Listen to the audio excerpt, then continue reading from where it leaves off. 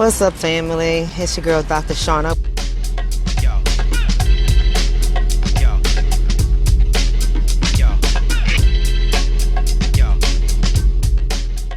For you guys to come on. I'm over here, still in DC. I decided to walk my behind down to the Smithsonian Museum on African American History and Culture, just on my little chillax time before I have to go to a meeting over in Baltimore. So I decided to come down here, and I wanted to share with you guys some insight on my insight on my experience here in DC. I come to DC every so often, every few years, and it seems like every year I come, or every 4 or 5 years I return, is what I should say. It is a little bit different of an experience, and that's what I'm going to talk to you guys about. And what I notice about some of our sisters and brothers, especially my sisters, and I'm not trying to say anything about my beautiful sisters, but especially my sisters, we get in our emotions and our feelings when people post certain things because we take everything to heart. We take everything personal. And that's bad. That's a bad emotion to hold on to, because when you have that emotion where you take everything to heart, you take everything personal, it prevents you from being able to examine the message, right? And be able to analyze the message and think critical about the message, because you're only seeing the world through your own lived experience. And there's nothing wrong with your lived experience, but you have to understand that your lived experience is not the same as somebody else. So that's the preference for today's message, while I wait until I get let into the Smithsonian Museum, because I gotta wait for my ticket time to be called. I wanna be able to say this. So the other day, I posted about my experience here in DC, my observations. And of course, the research was already done before I got down here. And since I knew I was coming down here, I examined my research, and I wanted to come down to see if, in fact, what the research that is out there is true, and who is it true for. Now, I come down to DC, AKA the previous chocolate city. And I say the previous because shit, in some areas that I'm in, ain't nothing chocolate going on. Nothing chocolate but the ice cream. I'm telling you, ain't nothing chocolate going on. But nonetheless, I come down here and I'm making observations. I'm noticing things. I'm walking down in areas that once upon a time used to be predominantly occupied by black folk. What's up, Ida, beloved? How you doing? And I'll give you an area for example. I don't know if you guys have been down here for a while, and Jade knows, because Jade is from DC. So Jade, if I'm lying, let me know. But once upon a time, U Street did not look how U Street looks now. Now, the people who reside in the capital area do not look like us. But there was a time when we were able to see us, right? Right? There was a time when we was able to see us. So I posted that the people in the residential areas of the capital area that I am seeing are not chocolate people. And the chocolate people I come across are the workers. Whether they are in retail working, they might be government workers, whatever the case is, they might be city workers or district workers. The point is, they are employees, and they do not reside, the ones that I've been speaking to, do not reside in the area. Now, this doesn't mean that some people cannot reside in the area, because of course, there's always going to be a select few that can reside in the area. But nonetheless, I posted this out there. And one lady, I went to her page. You know, every time when I get some shade and I get negative energy from people, and she's entitled to her opinion, so she didn't get deleted because she wasn't disrespectful. I only delete people who are disrespectful. But I went to her page, but she's a boomer. And no offense to the baby boomers, right? My mama was a boomer. She's now deceased, but no offense to the baby boomers. But the mindset is a little different. Let's just be honest. Can we talk honest for a second? The mindset is a little different. And the things that we are impacted of, the people in my generation and the generations that's coming up behind me, the things that we are impacted by, they maybe don't experience it the same way we experience it, because they have already gone through their time of working. They got their little house, they live in their house, they're doing a little bit fine. But the people who are coming up that's trying to get to where they are at, or where some of them are at, is going to be a little struggle for certain people. So when I posted this, the sister comes on and told me that I don't know what I'm talking about. And basically, long story short, she was saying there's a lot of black people in DC and they're government workers, blah, blah, blah, blah, blah, all this stuff. And the government didn't kick out black people. The government tore down public housing to build affordable housing and luxury housing, blah, blah, blah, blah, blah. That's everything she was saying. So when I examined what she was saying, I said, I can tell she's speaking from emotional. She took everything personal. One, you should never take anything personal on social media, number one. Number two, before you come at anybody, make sure you do your own research. And number three, get the hell out your feelings, because ain't nobody care about your feelings, especially not me. I really don't care about your feelings, because I'm over here to deliver information as I see it. And yes, it's going to be controversial. When you come to my page and you read the About Us on my page, it literally says it's controversial. So if you're going to get in your feelings and feel some kind of way, come correct or don't come at all. Come with your research and with your data. And what she fails to understand is she proved my point. When I said the downtown capital area, they are workers, and she named nothing but workers, what does that tell you? See, people have to understand that I'm also speaking from my own personal experience. Like where I live at in New Jersey is a highly affluent area. I moved in that area before it became what it is right now. And even though at that time I moved in, my rent was kind of expensive, it's nothing like the rent now. When I first moved in, I was paying $1,600 for about 4 bedrooms, 2 baths. Now you come to Fort Lee, New Jersey, you ain't coming in there with less than $3,000 to rent anything.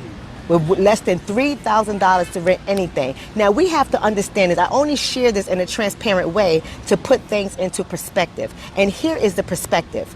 We have to understand that even though we may bust our ass to afford a better type of living, it doesn't mean we can really afford that type of living on a long-term basis. We have to really understand that. And that is something that many of us are not getting, because our ego and our pride gets into the way. And what we fail to realize in this world, in this American society, it doesn't matter how much money you make. It matters how much money you keep. So the reality is, even though I have a business, I struggle too. But I'm not so big on my pride where I can't admit that I'm struggling. I struggle too. But we got so many people out here when we hear things like, when we talk about gentrification, we talk about what's happening, and we talk about how we are the ones that's not owning the properties in the gentrified area for the most part. We are the ones that are not owning the business in the gentrified areas for the most part. We are the ones that's not occupying the private schools in the gentrified areas for the most part. When we talk about these things, people get in their feelings and they get in their emotions, and they start to feel some kind of way because they say, well, I think it's okay. And if people can't keep up, then let them get out. They need to clean it up. And they don't realize the ramifications that come along with it. Now, let me make this very clear for the record, and then I'm going to have to get on out of here. I am not saying that to renew a community is a bad thing. And listen to the words I said. To renew a community is a bad thing. I'm not saying that one iota. Okay, but we have to be realistic about what is actually happening here. Like, we have to sit back and ask ourselves some critical questions so we can get an understanding of what's happening. Because I am in a town that, even though my town, it never was impacted by the housing market. And when I tell you, when the 2008 boom came, my town, y'all can look it up, I don't have to lie, Fort Lee, New Jersey, I don't have to lie. My town was one of the only towns that was still thriving. People were still buying and coming in. And right now, you can't get a home in my town less than $1 million. That's your baseline, $980,000 and up. That's your baseline. But the truth is, yes, it has brought in a lot of businesses. It has made the downtown a little bit more vibrant. But guess what it also has done too? It has pushed out the people once upon a time that was able to live there. And the people that it has pushed out are not always necessarily the quote unquote poor people. And I think that we start to get in our heads that, well, I'm not poor, and I live here, I still live here, but you're struggling. Every time somebody builds a new business or a new luxury condo apartment, you struggling. You struggling because your money is being spent up. And that's the concept. That's the only concept I want people to hold on to when I talk about gentrification. Yes, it may look beautiful. Yes, you may have more businesses in your area, but you have to understand that they're feeding on the very basis of how they program you. And they program you to be consumers. So they're building these businesses to come into your community to consume your money. To consume your money. And we go ahead and we give them our money because we're trying to keep up with the Joneses. And so I see so many of our sisters and brothers, they struggle to keep up with the Joneses because they like what the community is turning into, and they try to hold on, but they really can't. They really can't. And we have to bring our egos and our pride under control.